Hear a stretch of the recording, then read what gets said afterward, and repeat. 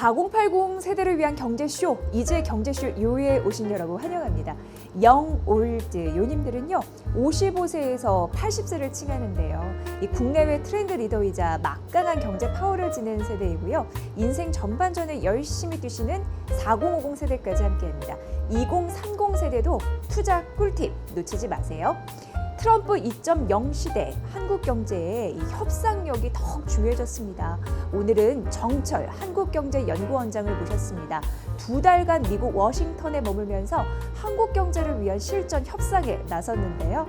그 현장의 생생한 이야기 지금 바로 들어보시죠. 그럼 이지의 경제쇼 요 시작합니다.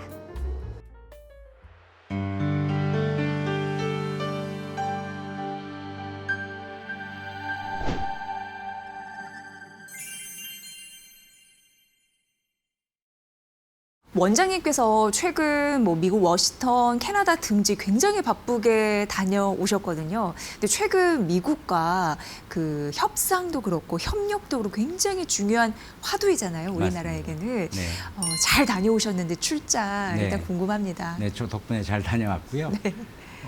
말씀하신 것처럼 지금 세계의 어떤 정세, 그다음에 그 세계 경제의 어떤 중심이 예전에도 그랬지만 특히나 트럼프 정부 들어서고 나서 워싱턴 중심으로 해서 많이 이루어지고 있다 보니까 네. 워싱턴 출장 갈 일이 많이 생겼고요. 예.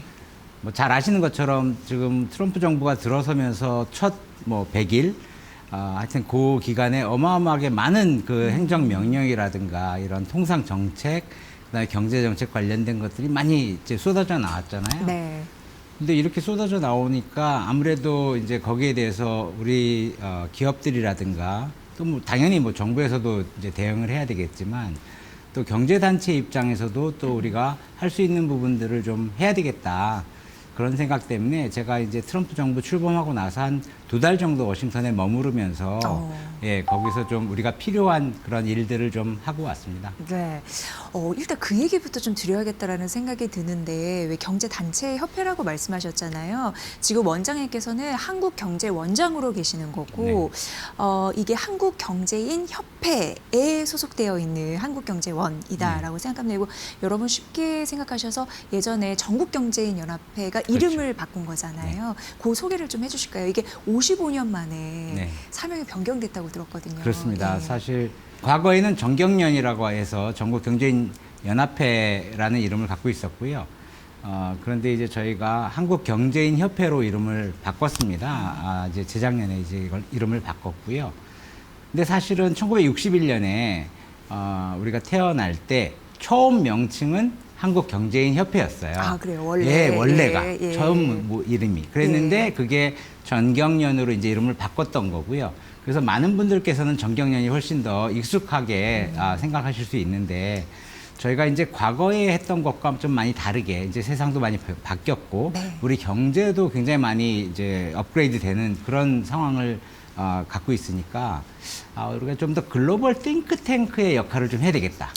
그래서 이제 한국경제인협회, 그리고 이제 초심으로 돌아가자 이런 차원에서 저희가 한국경제인협회로 바꿨고요.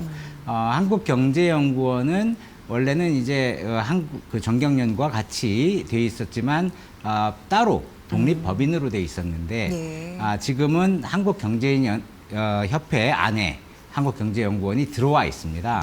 그래서 제가 이제 한국경제연구원장 겸 또 한국경제인협회에서는 또 이제 연구총괄 대표를 맡아서 그 연구 관련된 부분들을 전체적으로 제가 좀 관장을 하고 있습니다. 네, 이런 이해를 하면 쉬우실 것 같고, 지금 어떻게 보면은 55년 만에 명칭이 또 바뀌었고, 그리고 출범 이후에 처음으로 미국으로 로비 활동을 하러 갔다 오신 거잖아요. 그래서 상징적인 인물로 또 이렇게 분석이 되더라고요. 이번이 이례적이라는 그런 분석이 있는데 좀 얘기 좀 해주세요. 예. 지금은 이제 많이 잘 알려져 있겠지만, 그러니까 미국 같은 경우에는 그 로비가 합법적이잖아요. 그래서 사실 우리의 어떤 이익을 위해서 미국에서 로비를 하는 건 굉장히 정상적인 거고요. 전 세계적으로 많은 나라들이 이제 워싱턴에 와서 로비스트들을 활용해서 자기 나라의 자국의 국익을 위해서 이제 그 일을 하기도 합니다. 당연히 우리나라 대사관이 가 있고 네. 대사관도 이제 그런 역할을 좀 하는 부분이 있을 수 있고요. 그다음에 이제 각 기업들도 미국에 많이 요즘은 투자를 많이 해놨지 않습니까? 그리고 이제 수출도 또 많이 하고 있고 그래서 미국과의 어떤 그 경제 관계가 굉장히 깊어졌기 때문에 미국 내에서 그 자기 기업의 어떤 이익을 위해서 일하는 건 굉장히 자연스러운 거고요. 네. 그런데 제가 한 15년 전쯤에 또 워싱턴에서 제가 근무한 경험이 있습니다. 몇 년 정도 근무하셨어요? 그때가 네. 2009년부터 2012년까지 워싱턴 DC에 있었는데요. 그때는 이제 한미 FTA 비준을 하는 작업을 하기 위해서 예. 저는 그때 이제 한국무역협회 소속으로 가 있었는데 확실한 미국 통이셨군요. 네, 근데 이제 그때도 저희가 한미 FTA를 미국 의회에서 비준해 줄 수 있도록 하는 그런 작업을 대사관이랑 같이 했고요. 네. 또 한편 미국 상공회의소랑도 같이 활동을 했습니다. 네. 그런데 이번에 가서 보니까 그때하고는 너무 많이 다른 거예요. 환경이요? 어떤 면에서 다르냐? 이 한국이 예. 한국 기업들이 정말 글로벌화 됐고 이만큼 많이 성장했구나라는 걸 바로 느낄 수 있을 정도가 된 게 그 한 15년 전쯤만 해도 물론 이제 몇 개 뭐 삼성이라든가 현대차라든가 몇 개 기업들이 나가서 오피스를 갖고는 있었어요. 사무실이 네. 있지만 한국에서 이제 파견된 분이 뭐 한 명, 두 명 뭐 이 정도 돼 있었고 이렇게 아주 활발하지는 않았던 것 같아요. 네. 근데 이번에 가보니까 우리 주요 글로벌 대기업들이 대부분이 오피스를 갖고 있는데 그 과거하고는 비교될 수 없을 정도로 아주 큰 규모의 사무실을 갖고 있고 격이 딱 예, 세워진 거예요. 굉장히 그 화려하게 또 인테리어도 돼 있고 예. 근데 이제 그렇게 돼 있는 것만 중요한 게 아니라 그 인원도 훨씬 더 많이 보강이 돼 있고 또 미국 현지에서 미국인들을 네. 또 많이 고용을 하고 있었어요. 그만큼 한국 기업이긴 하지만 한국 기업의 이익을 위해서 미국 현지에서 미국인을 고용해서 그렇게 활동을 할 수 있는 거는 훨씬 더 그런 로비 활동이 효과적으로 될 수 있도록 그런 데 도움이 될 것 같다는 생각이 들었고요. 네.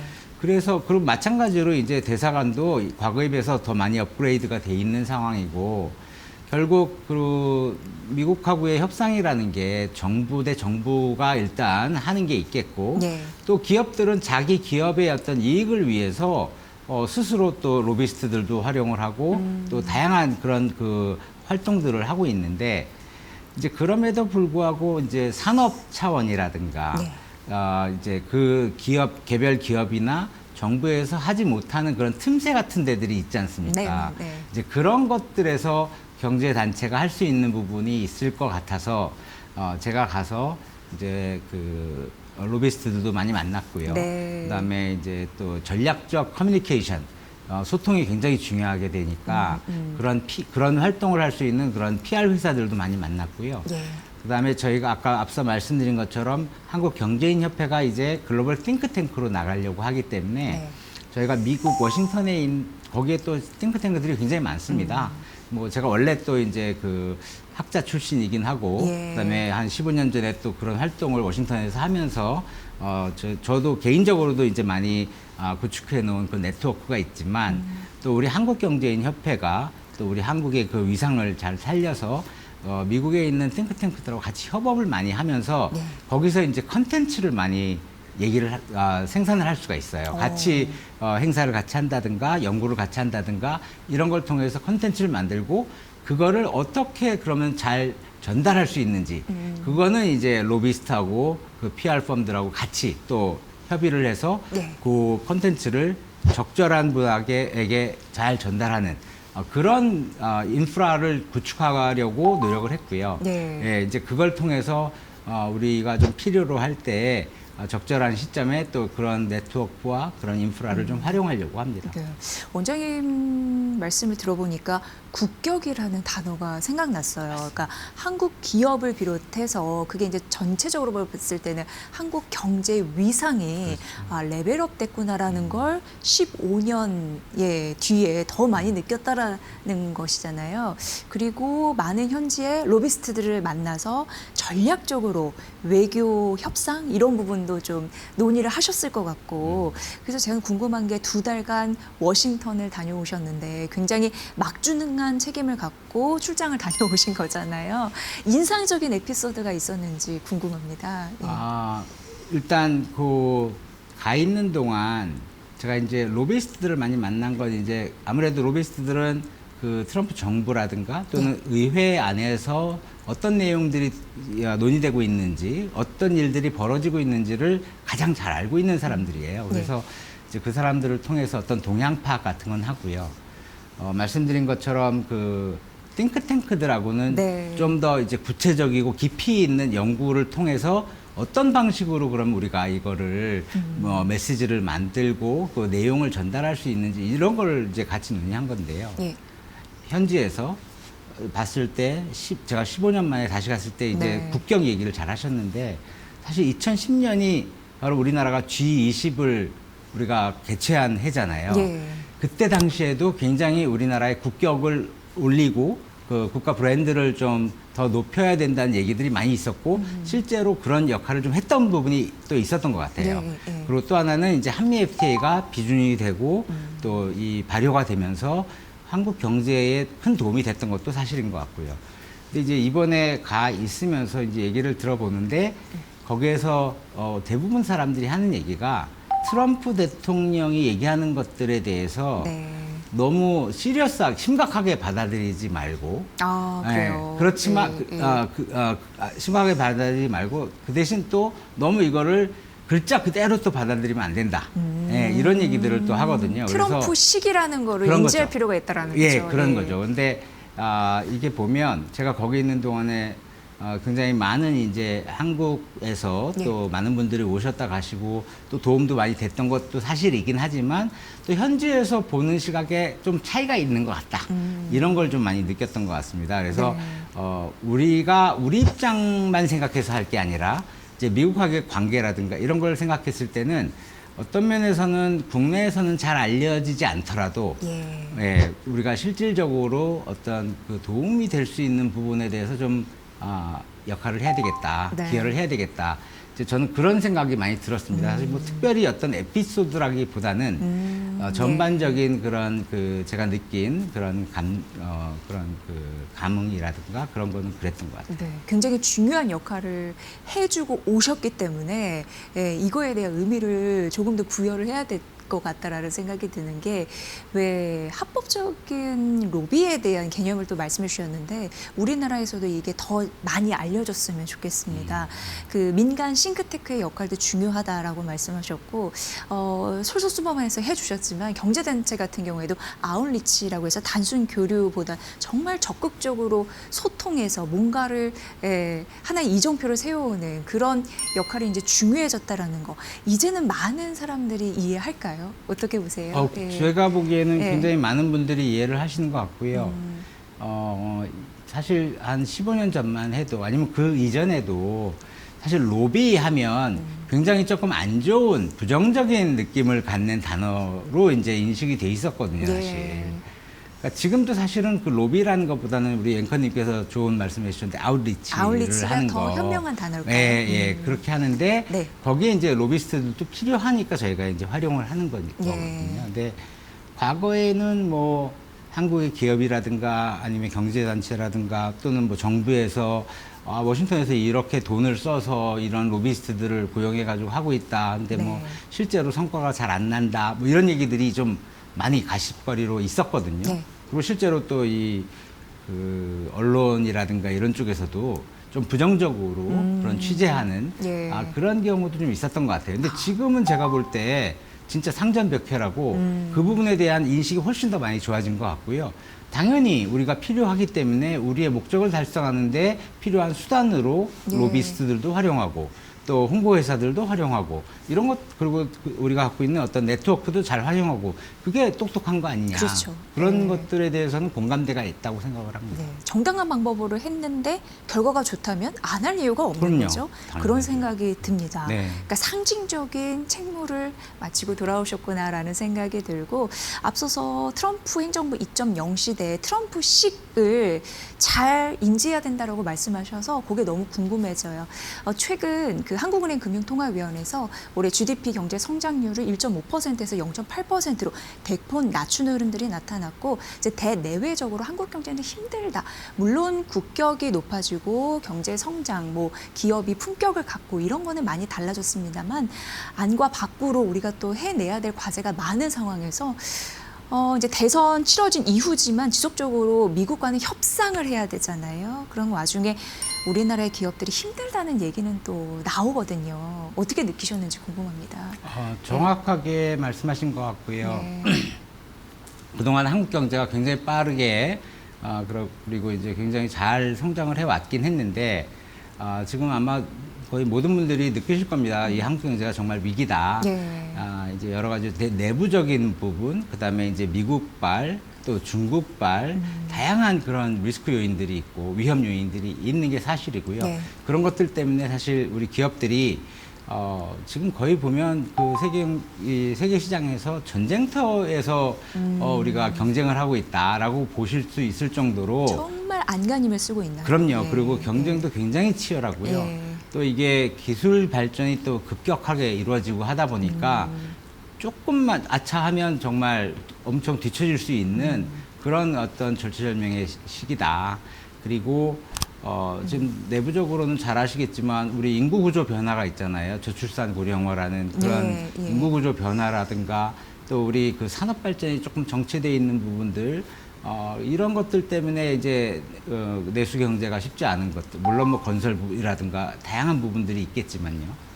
거기다가 이제 트럼프발 그 다양한 어떤 관세 전쟁이라든가 이런 자국 중심주의, 예. 고무역주의 이런 것들 때문에 이제 세계 시장에 나가서 또 이 그 활동하기가 상당히 어렵고. 거기에 비하면 또 중국은 굉장히 또 빠르게 추격해 오면서 뭐 많은 경우에 사실 우리를 턱 밑까지 쫓아왔거나 예. 이미 앞서 있는 부분들도 굉장히 많잖아요.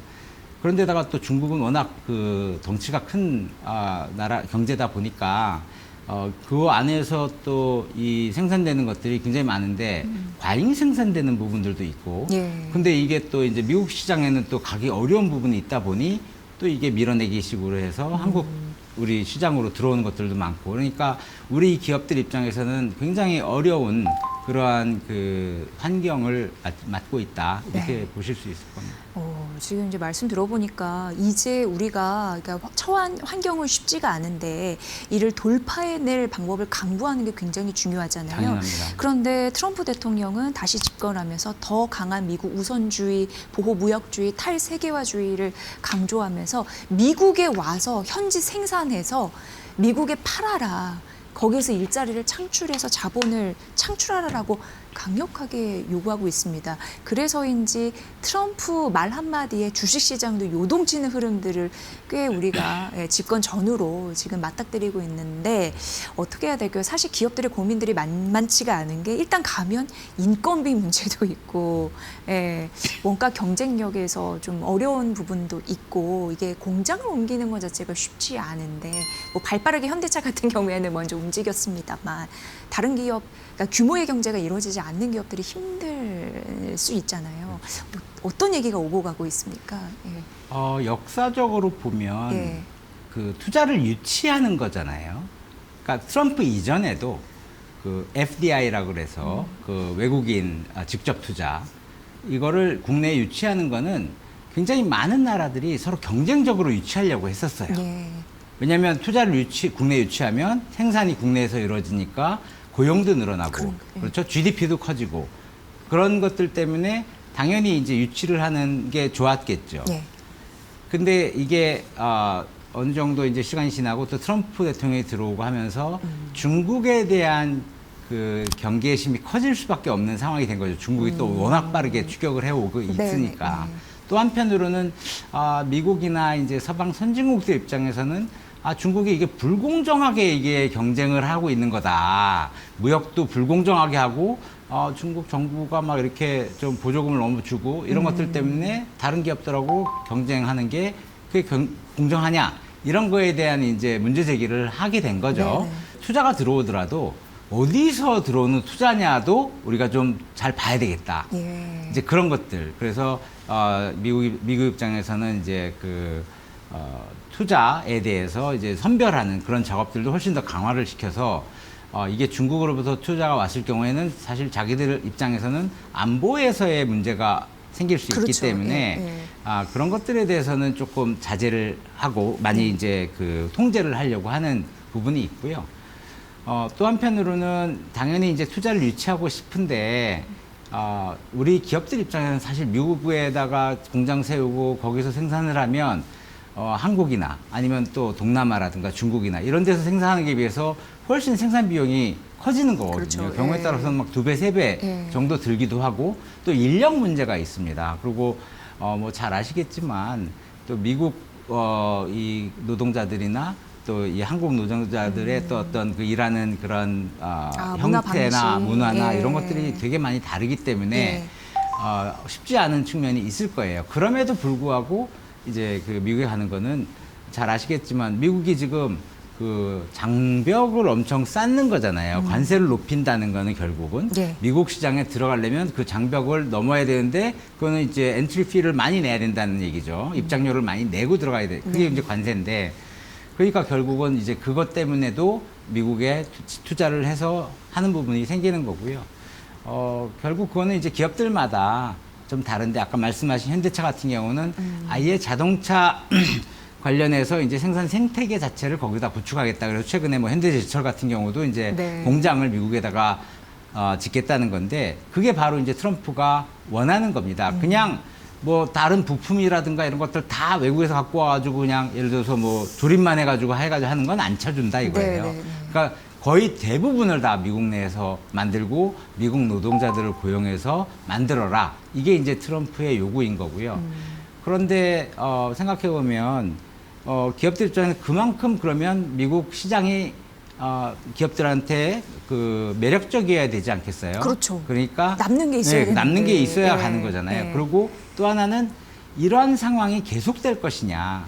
이게 이제 장기적으로 왜냐하면 기업들이 투자할 때 뭐 당장 뭐 올해 내년 뭐 이렇게 보고 하는 게 아니라 맞아요. 훨씬 더 길게 보면서 투자를 해야 되는 건데 네. 이제 그런 것들 때문에 좀 불확실성이 커져서 실제로 기업들이 어려움이 가중되고 있는 것도 사실이긴 합니다.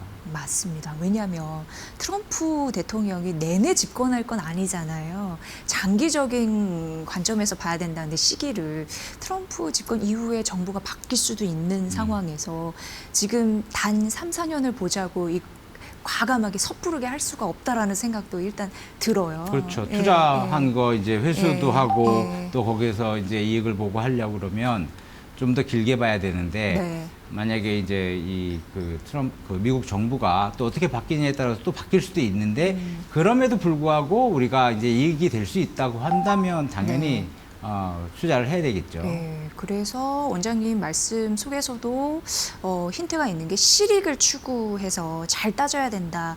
근데 중국 말씀해 주셨잖아요. 근데 미국은 중국을 강하게 견제하고 있는 상황에서 서로 또 맞물린 부분도 있어요. 중국, 대만, 미국 이렇게 맞물린 부분이 있는데 우리는 더 어렵습니다. 미국 눈치도 봐야 되고 중국 눈치도 봐야 되고 그래서 최근 이재용 삼성그룹 회장 같은 경우에도 중국에 가서 분명히 눈치가 보일 텐데도 중국 쪽을 또 이렇게 살피는 그런 일련의 흐름을 봤을 때 우리는 어떻게 이 양강부도 속에서 살아남아야 될지 국민인 저 한 사람으로서 굉장히 고민이 많거든요. 어떻게 보십니까?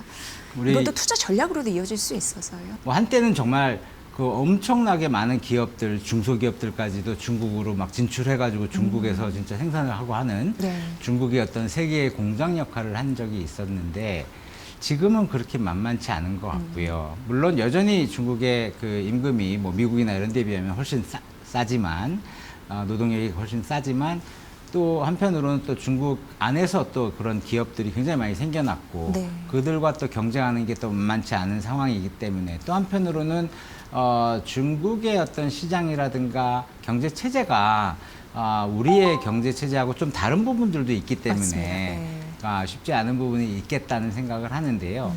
그렇다고 해서 저희가 지금 미국이냐 중국이냐 한쪽만을 지금 선택할 수 있느냐? 그거는 그 기업들 입장에서는 만약에 자기 기업에서는 사실 중국 없고 그냥 미국이 중요하다. 그럼 미국만 갈 수도 있겠죠. 근데 그런 경우는 거의 드물고요. 그렇죠. 예. 하기 때문에 이제 굉장히 전략적으로 해야 된다고 생각을 하고요. 그래서 이제 예를 들어서 지금 미국이 중국을 견제하는 부분에 있어서 그 견제가 없었다면 우리가 중국하고 미국 시장에서 경쟁하기가 좀 쉽지 않았을 분야들이 있지 않겠습니까? 예. 그런 데는 전략적으로 당연히 미국에 진출을 많이 하고 또 그걸 통해서 우리가 이제 이익을 볼 수 있는 부분이 있을 거고요. 근데 한편으로는 또 우리가 중국도 굉장히 큰 시장이고 또 가깝고 이러다 보니까 중국에서 또 우리가 할 수 있는 부분들은 또 같이 할 수 있는 거를 해야 된다고 생각을 하거든요. 그래서 이게 뭐 한쪽에다가 올인 할 수 있는 상황은 아닐 것 같은데 다만 이제 그 기술 그 개발이라든가 산업 협력 이런 측면에서는 또 그리고 안보라는 거는 우리가 이제 미국하고 동맹이 있기 때문에 네, 네. 훨씬 더 가깝게 할 수 있는 부분들이 있을 것 같아요. 그래서 사실 뭐 트럼프 대통령도 전화 통화 뭐 하고 할 때 계속 그런 얘기를 하는 게 조선 산업이라든가 뭐 네. 방산이라든가 하여튼 이런 분야에서의 협력을 그 러브콜을 계속 보내고 있잖아요, 한국에. 왜냐하면 미국이 사실 어떻게 보면 미국하고 중국하고 경쟁을 하고 있는데 네네. 미국이 그 중국의 도움을 받아서 그 예를 들어서 뭐 해군 그 MRO 사업 함선이라든가 같은 거. 이런 예. 것들을 고치고 뭐 하고 하는 게 좀 예. 말이 안 될 거 아니겠습니까? 예. 그러면 이제 그 외에 할 수 있는 나라는 거의 한국밖에 없거든요. 그래서 한국이 갖고 있는 어떤 제조업의 그 역량, 그런 강점 이런 것들을 좀 어필하면서 우리가 미국에는 가고 또 이제 중국하고는 또 그러니까 미국이 그렇게까지 민감하게 보지 않는 분야라든가 네. 이런 부분들에서는 또 중국하고도 할 수 있는 그런 그 전략적인 그 접근이 필요합니다. 네.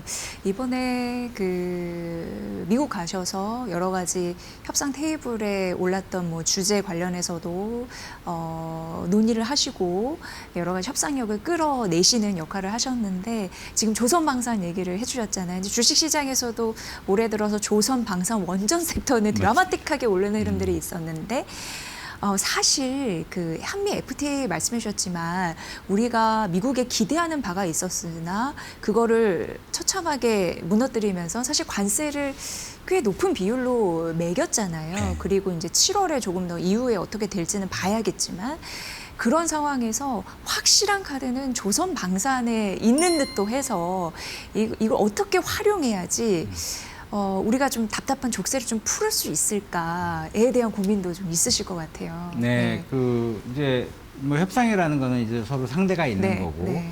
또 상대가 원하는 게 있고 또 저희가 원하는 게 있을 거 아니겠습니까? 그러면 이제 상대가 원하는 거 일부는 저희가 그러니까 이 딜이 되려면 네, 네. 또 줄 거는 좀 주고 받을 건 받아야 되고 뭐 이런 것들이 아니겠어요? 그러면 협상을 할 때 가지고 있는 카드가 뭐냐, 네. 서로가 갖고 있는 그런 어떤 협상의 그런 레버리지가 뭐냐에 대해서 명확하게 파악을 해야 우리가 뭐 잘 아는 것처럼 지피지기면 백전백승이다라는 네, 네, 말처럼 네. 미국이 원하는 거를 명확히 우리가 알고 미국이 또 필요로 하는 부분을 또 알고 미국이 요구하는 걸 알고 그러면 이제 우리가 줄 수 있는 카드가 뭐고 네. 또 우리가 또 요구해야 되는 것들은 뭔지 지금 정확하게 잘 말씀하셨는데 저희가 이제 상호관세 또 기본관세 10% 기본관세 위에 예. 상호관세라는 걸 했고 그래서 우리나라 같은 경우는 이제 그걸 다 합하면 25%. 근데 그거 외에도 뭐 철강이라든가 자동차 이런 품목별 관세가 또 따로 있잖아요. 네. 그래서 다른 나라들도 근데 이제 다양하게 이제 좀 다르게 받았긴 했지만 그런 상호관세를 받았는데 저는 그 10%가 예를 들어서 마치 미니멈인 것처럼 이제 미국에서는 얘기를 하지만 저는 그거를 그렇게 똑같이 받아서는 안 된다고 생각을 하는 게 네. 우리는 한미 FTA가 있기 때문에 그러니까요. 사실상 네. 제로 포 제로인 거예요. 네. 원래 진짜 실질적으로 거의 0%에 가까운 관세율을 서로 갖고 있는 건데 거기서 갑자기 미국에서 어쨌든 10%는 못 건드려 이렇게 얘기하면 안 된다는 거죠. 네. 그래서 실제로 지금 우리 정부에서도 미국 측에다 요구할 때 우리는 한미 FTA가 있기 때문에 그렇게 가야 된다는 얘기를 하고 있는 걸로 알고 있고요. 일본 같은 경우도 약간 그런 비슷한 그 접근을 하고 있는 걸로 저는 알고 있습니다. 그래서 그 한미 FTA를 활용하는 것 하나 있고 지금 말씀하신 것처럼 방산이라든가 그 조선이라든가 이런 거에 우리가 갖고 있는 그런 그 능력, 그 제조 능력 이런 것들을 우리의 레버리를 좀 활용을 해서 우리가 이런 것들에 대해서 협력을 해주겠다. 물론 이제 그 협력하는 그 기업들 입장에서는 또 이제 돈도 좀 벌 수 있겠지만 네. 또 국가 입장에서 또 그런 것들을 좀 더 그 전향적으로 적극적으로 해줄 수 있는 부분이 생길 수 있지 않겠습니까? 네. 그럼 반대로 미국이 요구하는 것들 중에 일부는 또 우리가 좀 이런 것들은 좀 과도하니 또 우리가 우리 국내적으로 좀 민감한 부분들이니 이건 좀 빼자 이런 식으로 좀 협상이 되지 않을까 그렇게 생각을 해요. 그러니까 협상 마무리는 아직 안 된 상태이고 어떻게 보면 지금 과정인 거잖아요. 근데 한미 FTA라는 그런 이점도 있었었고 우리는 그리고 조선 방산 또 원전까지 더해지면 뭐 이런 섹터에 대한 힘도 있기 때문에 영향력을 좀 발휘할 수는 있다라는 기대감을 가질 필요는 있겠네요. 맞습니다. 네, 사실 네. 그러니까 결국은 그거죠. 미국이 중국하고 경쟁하면서 그런 중요한 어떤 안보 측면에서도 중요하고 그 미국 국가 경제에서도 중요한 부분에 기댈 수 있는 나라가 별로 없어요. 우리 한국 아니면 일본 정도 되는 거라고 보시면 네. 되거든요. 그렇기 때문에 저희 입장에서도 물론 이제 미국이 훨씬 더 우리보다 큰 나라이긴 하지만 경제 규모가 훨씬 큰 나라이긴 하지만 우리한테도 레버리지가 있다. 예, 물론 이제 그걸 어떻게 사실 저는 그 협상이라는 거는 그 아트라고 생각을 하거든요. 예술인가요? 기술이라기보다 예. 이게 이제 아트라는 말이 기술이라는 의미도 조금 들어가 있는 그런 영어 단어인데 네. 하여튼 약간 예술적인 테크닉. 결국은 네, 약간 그런 테크닉하고 느낌으로. 근데 예. 어느 정도의 그런 그 예술적인 그런 것들이 조화가 돼서 네. 결국 그 합의가 나오지 않을까 하는 생각을 하고 있고요. 네. 그리고 또 이제 한미 간은 워낙 그 동맹 관계가 또 이 피로 맺은 동맹 관계가 있기 때문에 좀 서로가 또 원하는 부분들 그다음에 또 이해하는 부분들을 잘 조화를 이루면 저는 뭐 좋은 결과가 나올 수 있다고 생각을 합니다. 네. 원장님 뒤에 있는 이 그림들이 사실 K 태극마크를 걸고 있는 우리의 중요한 핵심 사업인데 정말 뭐랄까요 실질적인 그런 협의를 잘 이끌어냈으면 좋겠다라는 생각을 해보게 됩니다. 네. 정말 깎을 만큼 깎아서 또 국익이나 그리고 기업의 이익, 실익을 좀 챙기는 그런 협상이 됐으면 하는 바람이고 앞서서 우리 기업들이 이게 초저하고 자꾸 이제 분주하게 움직여야 되는 대표적인 이유가 제가 봤을 때는 AI 시대가 너무 빠르게 지금 다가오고 있기 때문이 아닐까 싶고 지금 미국도 중국도 거세게 추격하고 있고요. 그 이제 모든 산업에 AI가 들어가잖아요. AI 글로벌 3대 강국에 포함되는 것도 우리의 목표인데 여기서도 좀 재빨리 해내야 될 것들이 많을 것 같아요. 굉장히 많죠. 그런 얘기는 혹시 미국에서 하셨는지요? 물론 뭐 다양한 얘기들이 있지만 네. 지금 뭐 거의 모든 것들의 화두가 이제 AI라고 할 수 있을 정도로 실제로 저도 이제 AI를 평소에 많이 활용하는 편이고요. 예. 그런데 잘 말씀하신 것처럼 미국하고 중국이 이제 진짜 아주 뚜렷한 탑2라고 할 수 있잖아요. 네. 그 두 나라 외에는 물론 이제 그 외에도 이제 몇 개 나라들이 있지만 1, 2등하고의 격차가 엄청 벌어진 3위라고 할 수 있거든요, 지금. 근데 그건 또 의미가 별로 없죠. 그렇진 어때요? 않습니다. 그래요? 네, 왜냐면 뭐 저도 뭐 AI 전문가는 아니기 때문에 네.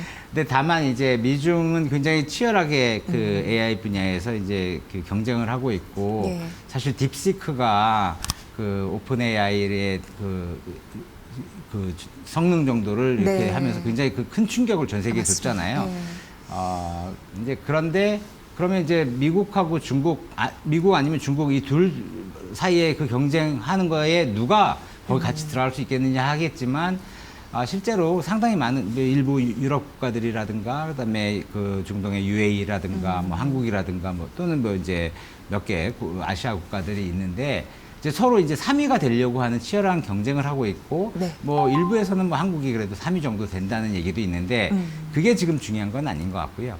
이 미국, 중국에서 이제 그 플랫폼이라든가 이런 것들을 통한 그런 그 AI 경쟁을 하지만 예. 아까 말씀하신 것처럼 그 어플리케이션 이거를 갖다가 어디에다가 활용을 하고 하는 접목시키고 하는 것들 그런 쪽에서는 또 다른 기회가 있지 않을까 하는 게 생각이 들고요. 이제 그런 부분에서 한국도 이제 AI에 많은 투자를 해야 된다고 보고요. 그런데 문제는 이제 그 인재를 잘 양성을 해야 되는 게 관건이 아닐까. 예. 그런 측면에서 봤을 때 어떤 교육 전반에 대한 어떤 그 개혁이라든가 그다음에 이 AI의 활용에 어려움이 될 수 있는 그런 규제를 좀 풀어준다든가 이런 것들이 굉장히 지금 중요한 그 정책 이슈가 될 거라고 생각합니다. 네. 어떻게 하면 한 발 더 나아간 그 모습을 저희가 만날 수 있을까요? 어디서부터 그 혁신이 이루어져야 될까요? 그러니까 지금 방금 네. 말씀드린 것처럼 네.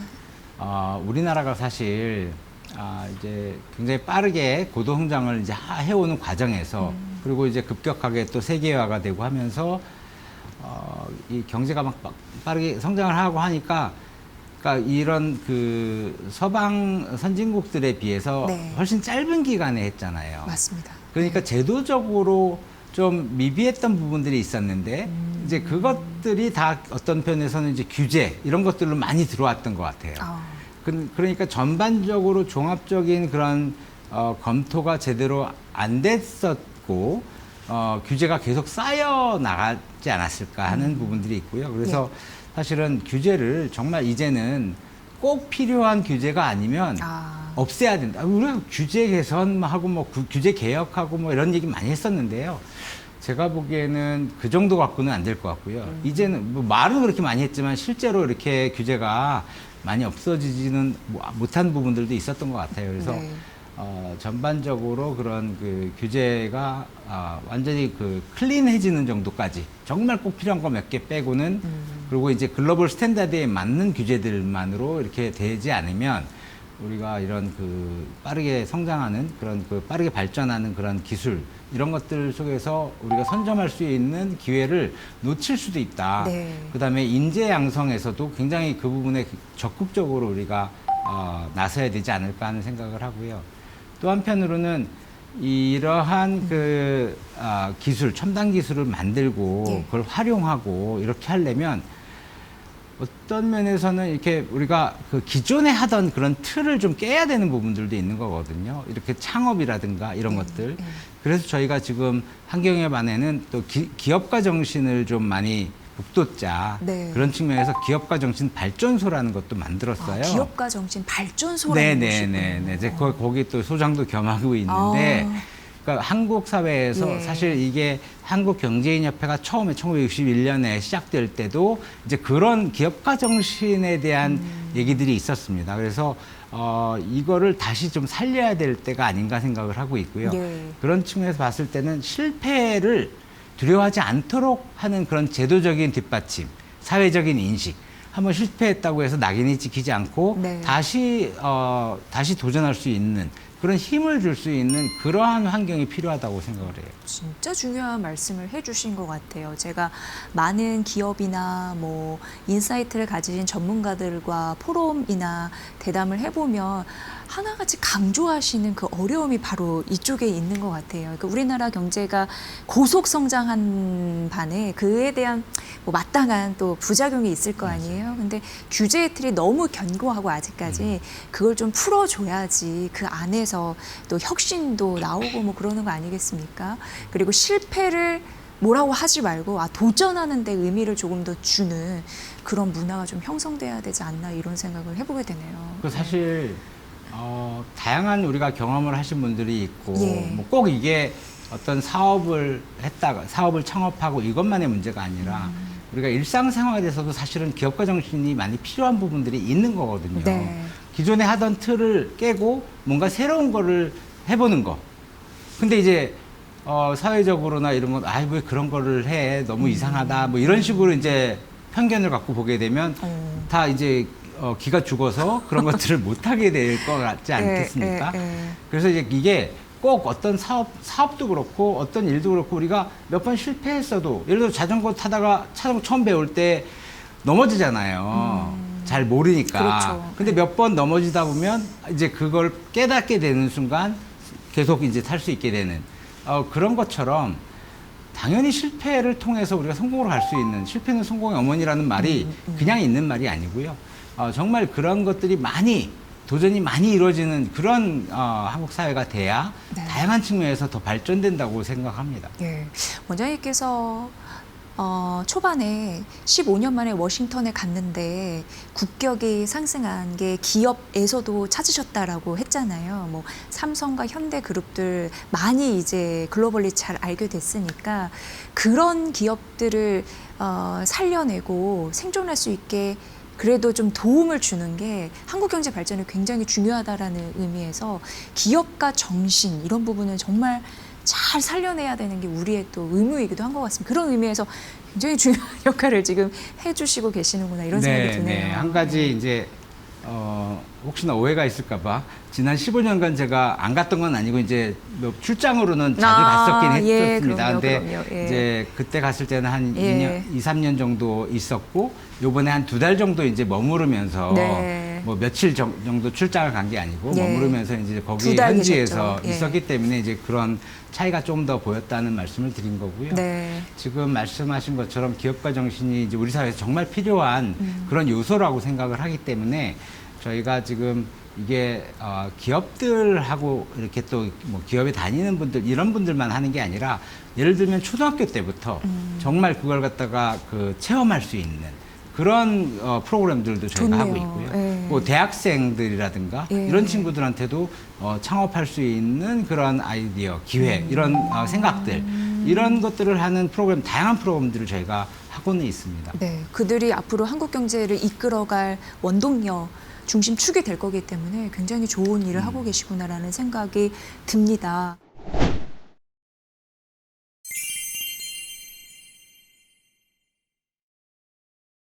이제 우리가 트럼프 2.0 시대를 잘 인지하는 게 굉장히 중요하다라고 말씀해 주셨는데 디지털 경제 굉장히 중요한 축으로 부각이 되고 있는 상황인 것 같아요. 트럼프 대통령은 항상 강조합니다. 비트코인이 디지털 금이고 요즘에 스테이블 코인 얘기도 많이 나와요. 전 사실 이제 코인을 잘 몰라서 어떻게 설명을 해야 될까 싶은데 그냥 대체적으로 달러를 기반으로 한 스테이블 코인이라고 얘기를 하는데 뭐 그거는 디지털 달러다라는 또 수식어가 붙곤 하더라고요.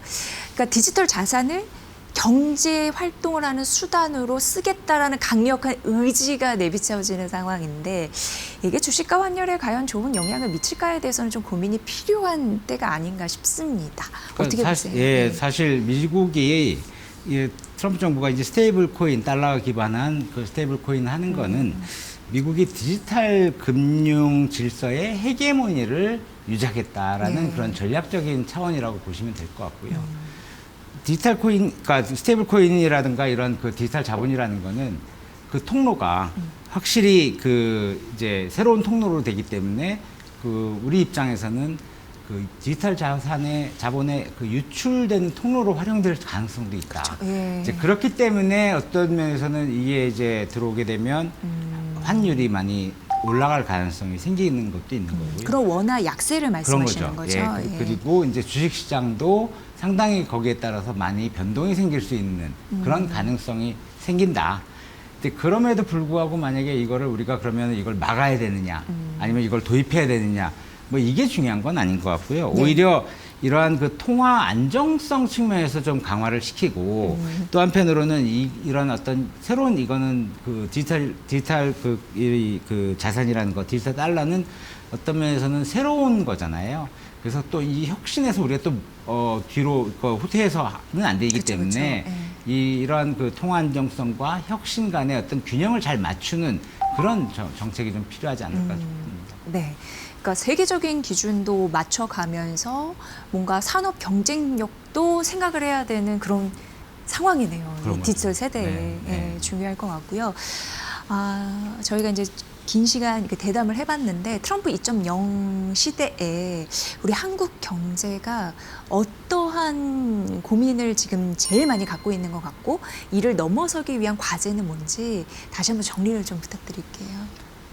우선은 그 전 세계 우리나라가 사실 그 세계화를 통해서 글로벌 기업들이 굉장히 많이 생겨났잖아요. 그래서 진짜 글로벌 그 세계 시장에 많이 진출을 했고 그럼에도 불구하고 우리가 이제 미국이라든가 중국 같은 데에 또 많이 의존하는 부분들도 있어요. 그래서 아무래도 이제 좀 더 우리나라가 좀 다변화를 하는 게 필요하다.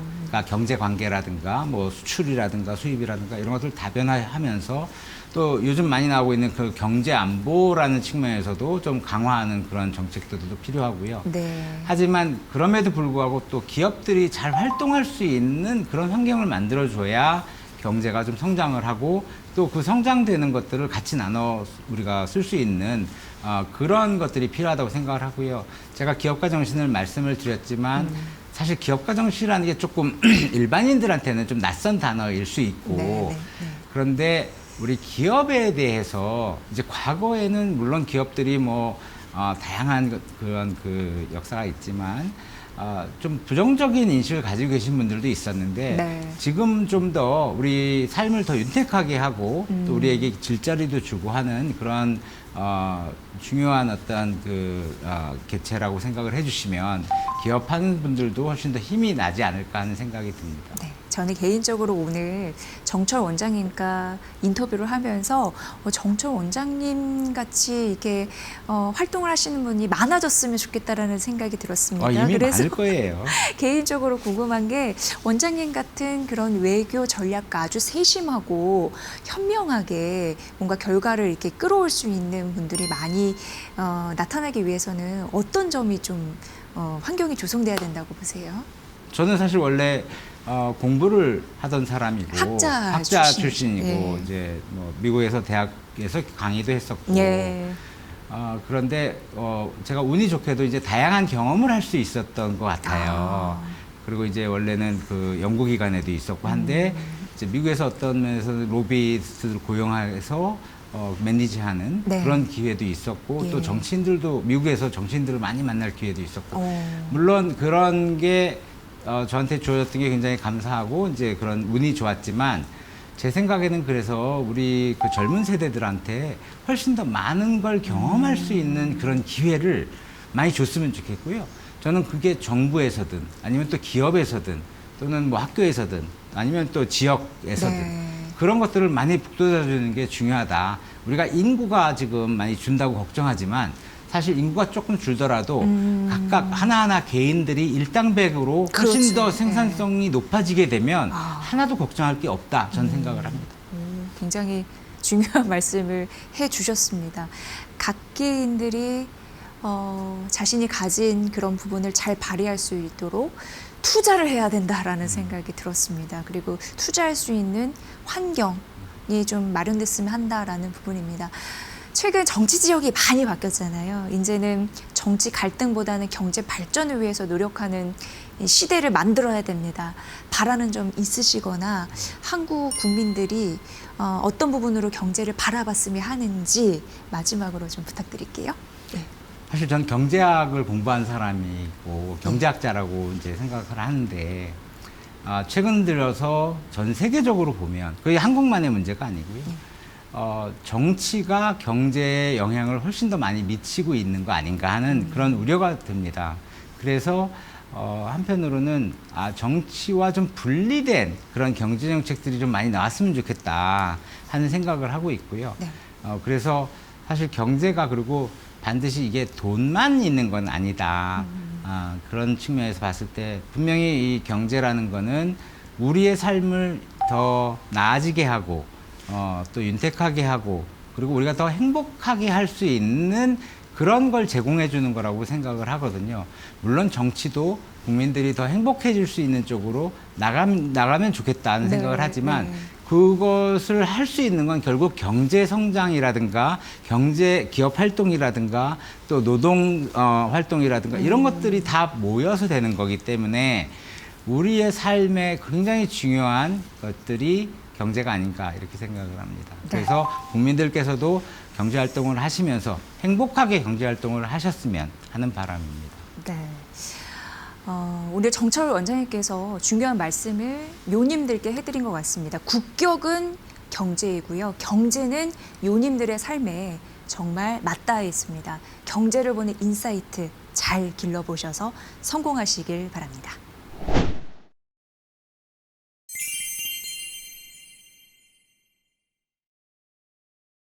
이지의 경제쇼 요 즐겁게 보셨나요?